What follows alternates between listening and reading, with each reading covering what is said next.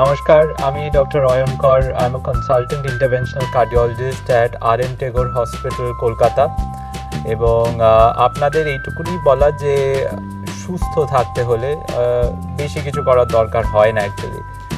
খাদ্যাভ্যাসে change করা মানে preferably নিরামিষ diet, preferably lots of fresh vegetables, plenty of water and fruits and nuts. Regular exercise, এটাতে একটা টিপ দিতে পারি আপনাকে। রেগুলার এক্সারসাইজ একা একা জেনারেলি হয় না। সো প্লে আ স্পোর্ট, মানে হচ্ছে খেলাধুলা করুন। আপনি যদি ক্রিকেট খেলতে চান ক্রিকেট, আপনি যদি ভলিবল খেলতে চান ভলিবল, আপনি সুইমিং পছন্দ করেন সুইমিং, আপনি যদি নাচতে পারেন নাচতে চান, আপনি যদি জুম্বা জয়েন করেন Zumba. But it always is better to have a group sport.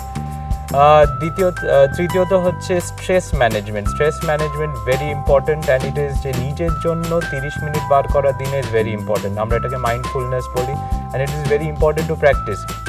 এবং চতুর্থ হচ্ছে আপনার এই যে দৈনন্দিন দিনের কাজের মধ্যে এক্সারসাইজকে ইনকর্পোরেট করে নেওয়া। সেটার মানে হচ্ছে এই যে সিঁড়ি ভেঙে ওঠা, লিফট না ইউজ করা। আপনার যদি বাড়ি যেতে 1 কিলোমিটার হয় অফিস থেকে, সেটা হেঁটে যাওয়া, রিক্সা না নিয়ে। এবং 5 নম্বর হচ্ছে যে we are social human beings. আমরা সব পেশেন্টদেরই বলি যে আপনি যদি কুপমণ্ডুক হয়ে যান, মানে বাড়িতে নিজের জায়গায় বসে থাকেন, ইন জেনারেল এটা তো হার্টের জন্য কার্যকরী না, আপনার ব্রেনের জন্য কগনিটিভ ফাংশন সব কমে যায়। সেই জন্য সবার সঙ্গে মিলেমিশে থাকা ইট ইজ ইম্পর্টেন্ট। বাইরে যাবেন, লোকজনের সঙ্গে কথা বলবেন, হিসেব নিকেশ করা, জিনিসপত্র করা, এগুলো সব কিছু করলেই মানুষ সুস্থ থাকে এবং সেটাই চাই আমরা। থ্যাংক ইউ, সুস্থ থাকবেন।